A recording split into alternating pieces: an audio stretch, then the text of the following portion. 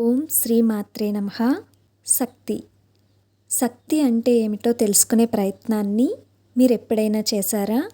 ఒక మహాశక్తి రూపమైన అమ్మవారు అనేక రూపాలలో, అనేక నామాలలో భక్తులకు దర్శనమిస్తూ, ఇంకా ఈ ప్రపంచాన్ని సృష్టించి, పోషించి, రక్షిస్తూ ఎల్లవేళలా ఉంటున్న ఆ శక్తి ఎవరో కాదు, ఆ శక్తియే లలితా త్రిపుర సుందరి.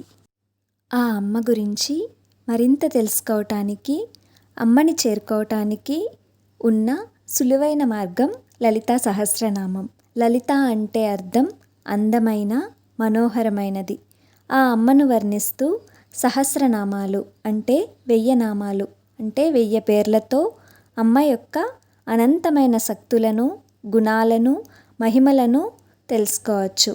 ఈ నామాల ద్వారా అమ్మవారి పేర్లే కాదు, మన జీవితంలో ఎలా ఉండాలి, ఇంకా తల్లి గర్భం దాల్చినప్పుడు ఏ విధంగా ఉండాలి, ఏమి తినాలి, ఇవంతా కూడా ఈ లలితా సహస్రనామంలో రహస్యమైన అర్థాలతో ఉంటాయి. ఈ నామాలను విన్నప్పుడు మన మనస్సు ప్రశాంతంగా అవుతుంది. చదివితే జీవితాలే మారుతాయి. ఈ వీడియోలో మనం లలితా సహస్రనామం యొక్క గొప్పతనాన్ని, అసలు ఎందుకు చదవాలి, ఇవన్నీ కూడా తెలుసుకుందాము.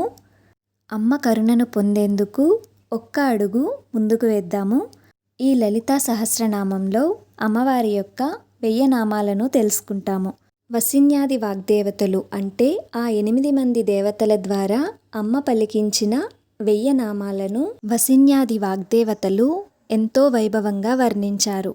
ఆ నామాలను బ్రహ్మాండ పురాణంలో ఉత్తరాఖండం ద్వారా హయగ్రీవుడు అగస్త్య మహర్షికి చెప్పడం జరిగింది. దాని ద్వారానే మనం ఇప్పుడు తెలుసుకోగలిగాము.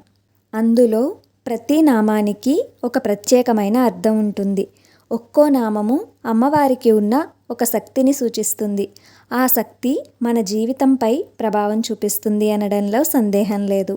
ఈ నామాల ద్వారా ఉపాసన, తత్వం, జ్ఞానం, భక్తి కలిసిన రూపం ఈ నామాలు.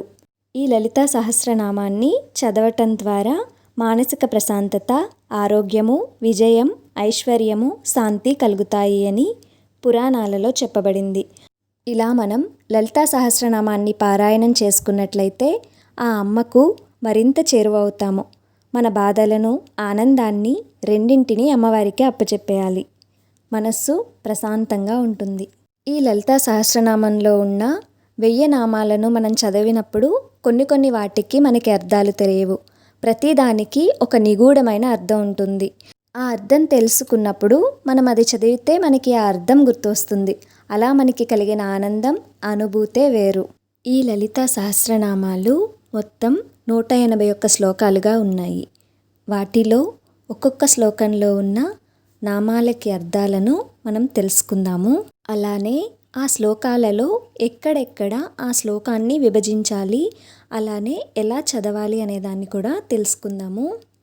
ఈ లలితా సహస్రనామాలు అనేవి అత్యంత రహస్యమైనవి. వీటిని కేవలం ఎవరైతే భక్తితో, ఆసక్తిగా వినాలి అనుకుంటారో వాళ్ళకి మాత్రమే బోధించాలి. ఇంతవరకు మీరు చూస్తున్నారు అంటే మీకు ఎంతో ఆసక్తి ఉందని అర్థం. మీరు కూడా ఆ అర్థాన్ని తెలుసుకుని లలితా సహస్రనామాన్ని చదవటం మొదలుపెట్టండి. లేదంటే వినండి. అమ్మవారి అనుగ్రహాన్ని కలిసి పొందుదాము. మరి మొదటి శ్లోకాన్ని ఎలా విభజించాలి, ఎలా చదవాలి, అలానే అందులో ఉన్న నామాలకి అర్థాన్ని, ఇవన్నీ కూడా తర్వాత వీడియోలో తెలుసుకుందాము. మనతో పాటుగా మరికొంతమందికి ఈ అనుగ్రహాన్ని, ఈ అనుభవాన్ని పంచుదాము. ఓం శ్రీ మాత్రే నమః.